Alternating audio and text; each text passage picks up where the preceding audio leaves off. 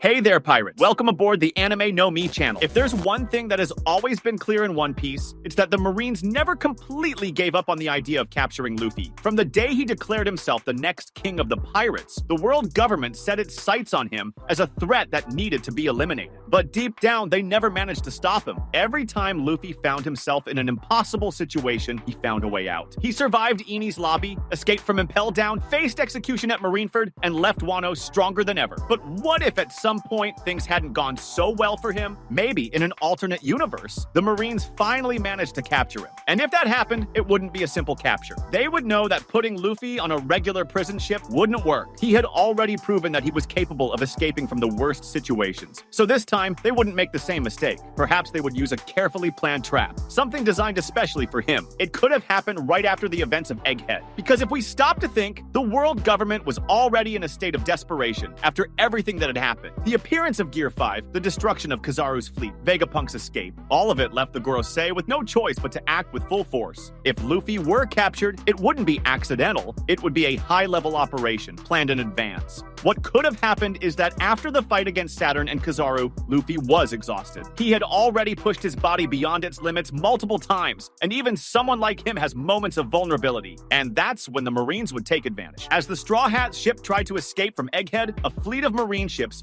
could have surrounded the Thousand Sunny from all sides. Maybe Akainu was leading the attack personally, or perhaps it was someone new, someone the fans had yet to meet. But one thing was certain, Luffy was surrounded. This time, the Marines wouldn't make the mistake of underestimating him. They would have a plan to deal with Gear 5, some technology developed by the SSG, maybe a new type of sea stone cuffs that drain energy more efficiently. Perhaps Vegapunk had developed something before being captured, and the world government took advantage of it. The Straw Hats would fight with everything they had. Zoro and Sanji would cut through the enemy ships. Jinbei would try to maneuver the Sunny out of the blockade, but the fleet was too large. The Marines had already learned that the only way to deal with Luffy was to separate him from his crew. So, in the middle of the chaos, one of the admirals perhaps, Kizaru, still resentful over his defeat, would use his speed to reach Luffy before he could react. Luffy would try to fight back, but his body wouldn't respond the way he wanted. After so much effort, he wouldn't be able to activate Gear 5 again. The last thing his friends would see was a flash of light and Luffy disappearing from their grasp. And so, for the first time since Marineford, Monkey D. Luffy was in the hands of the Marines. This time, however, the situation was different. He was no longer a rookie pirate defying the world order. He was one of the most dangerous men in the world, the one who carried the will of Nika. The Marines knew that if Luffy escaped again,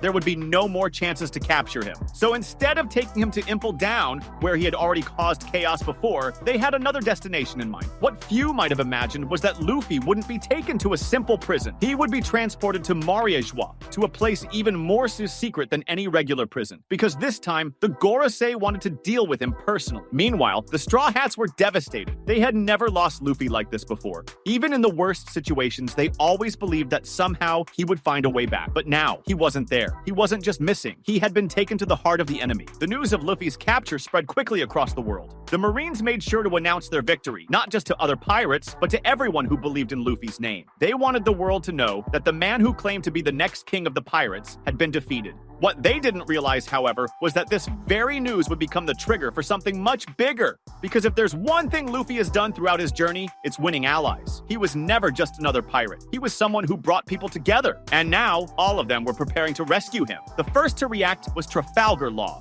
After everything they had been through together, he knew he couldn't just ignore it. Kid, even after his defeat against Shanks, also heard the news, and though reluctant, knew this was a chance to turn the tables against the world government. But it wasn't just the supernovas. Sabo, hearing what had happened, didn't think twice. He had already lost one brother before. He wouldn't lose another. Shanks, who had always kept his distance from Luffy's affairs, now realized that he could no longer stand idle. He knew this moment would come, but he never imagined it would happen so soon. And then, something no one expected began to happen. The allies Luffy had made throughout his life started to gather. The Straw Hat Grand Fleet, which had once promised to be there when Luffy needed them, was ready to fight. But that wasn't all. Because when the news reached Wano, Momonosuke and the Red Scabbards knew they couldn't ignore it. Yamato, who had decided to explore the world, knew that there was no more time for adventures. It was time to act. Dragon, upon hearing about the capture of his son, finally made his move. The revolution could no longer wait. And so, something that no one in the world government had ever anticipated began to form. An alliance of unimaginable proportions proportions, uniting revolutionaries, pirates, and even former enemies with a single goal: rescue Monkey D. Luffy. They didn't know exactly where he was, but if there was a place the world government would take someone like him, it could only be Maria Joie. And if that were the case, then this wouldn't just be a rescue mission, it would be something much bigger. The world was about to change again. Maria Joie had never been invaded, at least not successfully. The world government always prided itself on keeping the holy city impregnable above all other places in the world. It was the heart of power, the throne of the celestial dragons, where the most important decisions were made in secret. But now, one name echoed through its halls: Monkey D. Luffy. Luffy didn't know exactly where he was. All he knew was that the room where they kept him was cold, dark, and covered by kairoseki walls. He felt his powers drained, his body heavy, but that didn't stop him from laughing. The guards looked at him with contempt. No prisoner behaved like this. None of them smiled after being captured. But Luffy, even in captivity, was still Luffy. "Hey, do you think this will hold me?" he asked with a lazy grin. None of the guards responded. But the truth was, even they knew this prison wouldn't last forever. Because what they didn't know, but Luffy could feel, was that something was coming. He couldn't explain how, but since Awakening Gear 5, he had started to feel things that once seemed impossible.